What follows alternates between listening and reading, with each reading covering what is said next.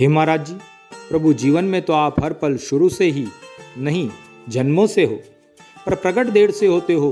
फिर जब जीव के मन में पाने की लालसा बढ़ती है तो आप कैसे भी उसे अपनी तरफ खींच लेते हो। वैसे ही मुझे आपने रब्बू दादा के हाथ में पाश थमा कर खींचा। आज जो भी भाव मैं व्यक्त कर पा रहा हूँ उन्हीं की प्रेरणा का परिणाम है। जिन्होंने प्रेरणा दी उनके लिए आप अनंत हो और विराट हो, और अनंत विराट तो ईश्वर है। तो वेदों पुराणों में ईश्वर के लिए जो जो प्रयुक्त हुआ है, क्या मैं उसे शब्दों से जान पाऊंगा या शब्दों से पा जाऊंगा? फिर सोचता हूँ कि जितने भी कवि हुए उन्होंने भी शब्दों से ही आपका साथ पाया। भले ही मैं तो गंवारू और आड़े टेढ़े शब्दों का और पंक्तियों का इस्तेमाल करता हूँ, पर भाव तो पाने का ही है। यही सोचकर कुछ निवेदन करता हूँ मेरे सरकार। कहा रब्बू ने जो आज सबको बताऊं, पूछ रहा नवनीत तू जिनके लिए, नहीं वो केवल साधु। मान बात मेरी, मिथ्या ना तुझे कुछ भी सुनाऊं।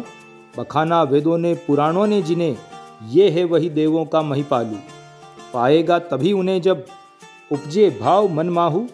लागी लगन तभी से कि मैं भी तुम्हें पालूं। हुए कवि अब तक जितने, पाया सबने तुमको शब्दों से। यही सोच उनके चरण नख की ज्योति से मैं भी झिल मिला लूं। किया गुण कीर्तन वेदों ने नेति नेति कह जिसे, उस पर कुछ लिखना चाहूँ। हूँ आत्मा परमात्मा तू, तुझी में मिलना चाहूँ। अशब्द को शब्दों में ढूंढूं, शब्दों से ही पाना चाहूँ। जब नहीं था कुछ तब भी तू था, जब नहीं होगा कुछ तब भी तू होगा। इसी अनादि अनंत के साथ को एक एक पल तरसाऊं। रूप कौन कर सका बखान तेरा, इसी अव्यक्त का रोज रोज गुण गाऊं। फिर भी साथ ना पाऊं, तेरी ही महिमा गाऊं। वन वन मंदिर मंदिर खोजूं, अदृश्य को बैठा मन में, वहां तक ना जाने क्यों पहुंच न पाऊं। निराकार का रूप लगे मुझे प्यारा, निर्गुण के गुणों पर मर मर जाऊं।